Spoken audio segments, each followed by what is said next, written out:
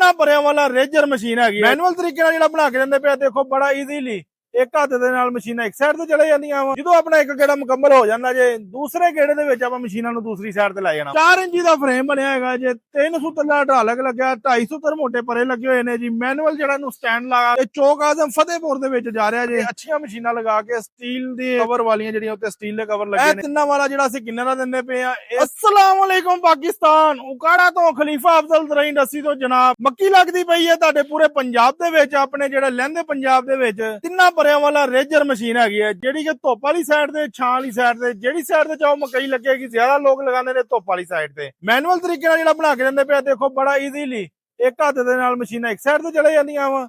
ਜਦੋਂ ਆਪਣਾ ਇੱਕ ਗੇੜਾ ਮੁਕੰਮਲ ਹੋ ਜਾਂਦਾ ਜੇ, ਦੂਸਰੇ ਗੇੜੇ ਦੇ ਵਿੱਚ ਆਪਾਂ ਮਸ਼ੀਨਾਂ ਨੂੰ ਦੂਸਰੀ ਸਾਈਡ ਤੇ ਲੈ ਜਾਣਾ ਵਾ। ਤੇ ਨਾਲ ਇਹਦੇ ਪਿੱਛੇ ਲਾਕ ਸਿਸਟਮ ਕਰ ਦਿੱਤਾ ਹੈਗਾ ਜੇ, ਤਾਂ ਕਿ ਜਿੱਥੇ ਤੁਸੀਂ ਲੈ ਕੇ ਜਾਣੀ ਹੈ ਸੈਟਿੰਗ ਕਰਨੀ, ਉੱਥੇ ਆਪਣਾ ਲਾਕ ਪਾ ਦੇਣਾ ਜੇ।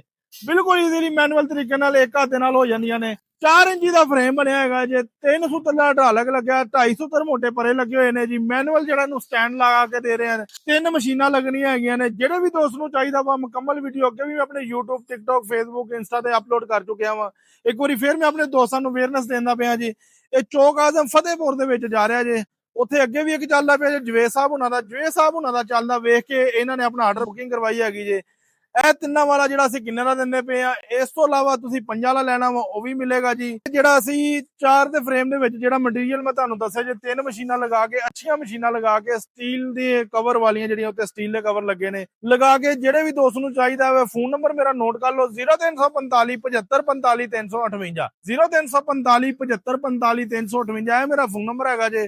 ਇੱਥੇ ਰਾਬਤਾ ਕਰਕੇ ਹਰ ਤਰ੍ਹਾਂ ਦੀ ਮਾਲੂਮਾਤ ਵੀ ਲੈ ਸਕਦੇ ਹੋ। ਇਹ ਤਿੰਨਾਂ ਵਾਲਾ ਰੇਜਰ ਹੈਗਾ ਜੇ। ਇਹਦੇ ਨਾਲ ਤੁਸੀਂ ਫਿਰ ਇੱਕ ਕੰਮ ਹੋਰ ਵੀ ਕਰ ਸਕਦੇ ਹੋ, ਜਿਵੇਂ ਕਿ ਹੁਣ ਆਪਣੇ ਆਲੂ ਦਾ ਸੀਜ਼ਨ ਸਟਾਰਟ ਹੋ ਗਿਆ ਜੇ। ਇਹ 2 ਕਾਬਲੇ ਲੱਗੇ ਹੋਏ ਨੇ ਤੇ 2 ਕਾਬਲੇ ਉਧਰ ਲੱਗੇ ਨੇ। ਇਹ ਖੋਲ ਕੇ ਤੁਸੀਂ ਰੱਖ ਦੇਣਾ ਜੇ, ਫਿਰ ਤੁਹਾਡੀਆਂ ਆਲੂ ਵਾਲੀਆਂ ਖੇਲਾਂ ਵੀ ਪੈਣਗੀਆਂ, ਸਬਜ਼ੀ ਵਾਲੀਆਂ ਖੇਲਾਂ ਵੀ ਪੈਣਗੀਆਂ, ਸਾਦੀਆਂ ਖੇਲਾਂ ਵੀ ਪੈਣਗੀਆਂ। ਫਿਲਹਾਲ ਤੇ ਇਹ ਜਿਹੜਾ ਹੈਗਾ ਜੇ ਮੈਨੂਅਲ ਆਟੋਮੈਟਿਕ ਮਕਈ ਲਗਾਉਣ ਵਾਲਾ, ਧੁੱਪ ਵਾਲੀ ਸਾਈਡ ਤੇ ਮਕਈ ਲਗਾਉਣ ਵਾਲਾ ਜਿਹੜਾ ਪਲਾਂਟਰ ਰੇਜਰ ਜਿਹਨੂੰ ਅਸੀਂ ਕਹਿੰਦੇ ਆ, ਤਿਆਰ ਕਰਕੇ ਦਿੱਤਾ ਹੈਗਾ ਜੇ।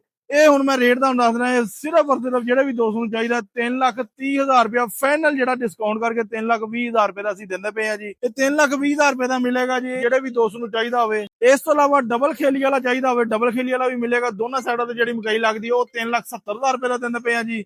ਸਾਰੇ ਦੋਸਤਾਂ ਦੀ ਮੁਹੱਬਤ ਦਾ ਸ਼ੁਕਰੀਆ ਜਿਹੜੇ ਸਾਡੇ ਐਗਰੀਕਲਚਰ ਇੰਡਸਟਰੀ ਇਤਬਾਰ ਕਰਦੇ ਨੇ ਜੀ। ਕਾਫੀ ਦੋਸਤਾਂ ਦੇ ਸਮਾਨ ਬਿਲਕੁਲ ਰੈਡੀ ਹੋ ਚੁੱਕੇ ਨੇ ਜੀ। ਜਿਵੇਂ ਕਿ ਆ ਸਟੋਨ ਪਿਕਰ ਮਸ਼ੀਨ ਹੈਗੀ ਹੈ, ਕਹਿ ਤਿਆਰ ਹੁੰਦੀ ਪਈ ਹੈ, ਇੱਕ ਅੰਦਰ ਤਿਆਰ ਹੁੰਦੀ ਪਈ ਹੈ।